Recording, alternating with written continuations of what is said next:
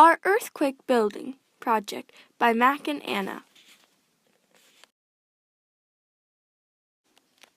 Before we started building, Anna and I decided we needed a design, so we made blueprints of what we wanted our building to look like. At this time in the building process, we worked on building the walls of our structure.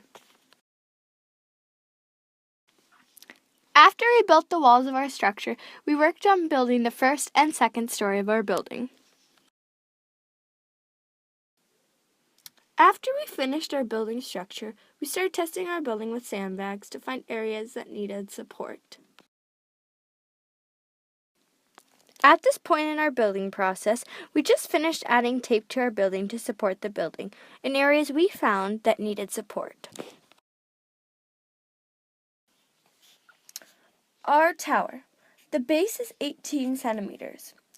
From the base to the first story is 18 centimeters as well. The first story, horizontal, is 15 centimeters. From the first story to the second story, our building is 19 centimeters because of the tape. The second story across is 13 centimeters. To test our building, we added 2 sandbags to each floor. This shows us that our building can hold as much weight as the amount of sandbags placed on the building during an earthquake. To strengthen our building, we used cross braces to make our building stiffer so our building could withstand powerful earthquakes. The strongest parts of our building are the braces on the first story and the base of the building. The braces of our first story are very strong because we use so much tape to keep the braces stiff and straight. The base of our building is another strong part because it is the widest part of the building and can withstand a great amount of force. The weakest part of our tower is where the straws intersect. This is the weakest part of our tower because all the straws connect and they have nothing to connect to besides tape. We used string to tie down the sandbags, so during the earthquake, the sandbags wouldn't fly off our building. We used tape to secure all of our many straws to where they connected. We also used the tape to make sure that the cross braces were strong at the intersections. If we had 5 extra straws, we would add them to strengthen our first floor and second floor because we only used 2 straws and we think that the sandbags will fall through the floors. 3, 2, 1, start.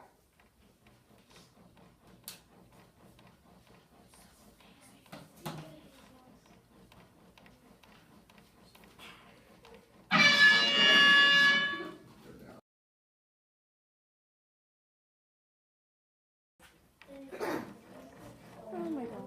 Oh, then you make the wall. You have a thing around that. Yeah! You should have put it on the top. While we were testing our tower, we put an electronic sensor to graph the movement. This chart shows the movement of our tower. The green represents P waves, a forward and back motion. The yellow represents S waves, a side-to-side motion, and the blue represents the up and down movement of our tower.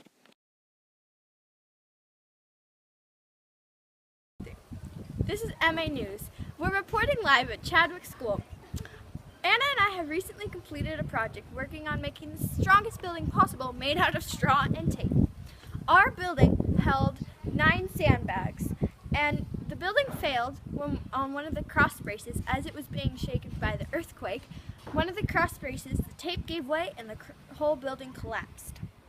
If I were going to build this building over again, one thing I would change is I'd add more tape because I think that there wasn't enough tape and that made the building collapse.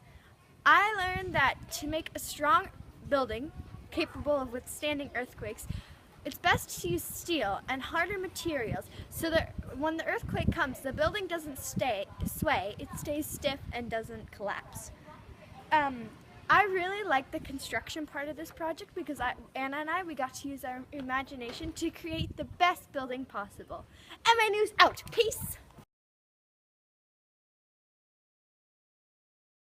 This is M&A News, reporting live at Chadwick School. We are learning about the 6th graders and how they used straw to build the strongest building they possibly could. Me and Max building held 9 sandbags, and when it failed at one of the cross braces. It kept on bending until eventually it gave out and the whole building collapsed. If I was going to build it over, I would try to make the structure a little more straight because ours was a little twisted. Also, I would try to secure the cross braces more at the intersections. I learned about how steel can make the buildings more earthquake-proof and that medium-sized buildings are more effective than tall and short buildings. I liked the building process because Mac and I had a lot of fun building our structure. M&A News out. Peace!